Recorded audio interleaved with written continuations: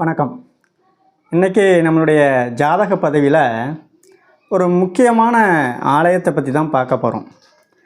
ஜாதக பதிவில் ஃபஸ்ட்டு முறை நான் கோவிலை பற்றி பேசுகிறேன். அப்போ அந்த கோவில் எந்த அளவுக்கு முக்கியமான கோவிலாக இருக்கும் அப்படிங்கிறத நீங்கள் புரிஞ்சுக்கணும். ஒரு 5 ராசிகள் இந்த ஆண்டு நடைபெற்ற சனி பெயர்ச்சி மூலம் கொஞ்சம் பாதிக்கப்படுறாங்க அப்படின்னு நிறைய பேர் சொல்லியிருப்பாங்க. அதில் கும்பராசி, மீனராசி, மேசராசி இந்த 3 ராசிகளுக்கும் 7.5 சனியும், சிம்ம ராசிக்கு அஷ்டமச்சனியும், கன்னிராசிக்கு கண்டகச்சனியும் நடக்குதுன்னு சொல்லியிருப்பாங்க. இந்த ராசினருக்கு மட்டும் கிடையாது, எல்லா ராசினருக்கும் தான் நான் சொல்கிறேன். இந்த சனி பயிற்சினால் பாதிக்கப்பட்ட நபர்கள் இந்த ஆலயத்துக்கு ஒரு முறையேனும் செல்லணும்.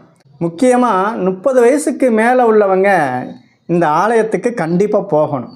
இப்போ திருநள்ளாறு இருக்குது, திருக்கொள்ளிக்காடு இருக்குது, குச்சனூர் இருக்குது, இதுபோல் எண்ணற்ற ஆலயங்கள் சனீஸ்வரனுக்குன்னு தனியாக இருந்தாலும் மயிலாடுதுறையில் காவேரி கரையோரம் அமைந்திருக்கக்கூடிய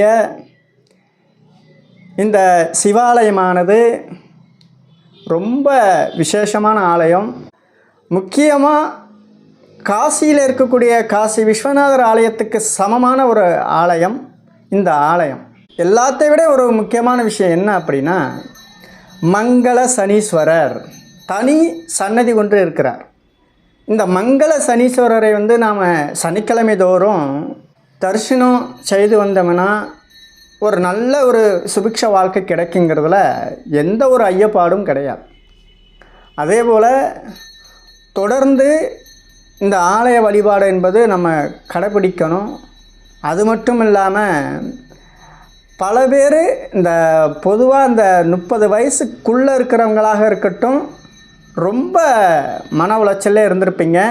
30 வயசை கடந்தவங்க ரொம்ப மன உளைச்சலில் அடிபட்டு வந்திருப்பீங்க. அவங்க இருவருக்குமே நான் சொல்கிற ஒரு பெஸ்ட்டு ஆலயம் எதுன்னு பார்த்தீங்கன்னா, இந்த காசி விஸ்வநாதர் ஆலயத்துக்கு சமமான இந்த ஆலயம்.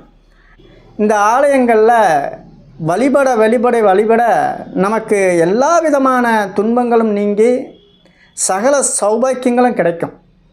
மறக்காமல் இந்த ஆலயத்துக்கு நீங்கள் ஒரு முறையானும் போயிட்டு தரிசனம் பண்ணுங்கள்.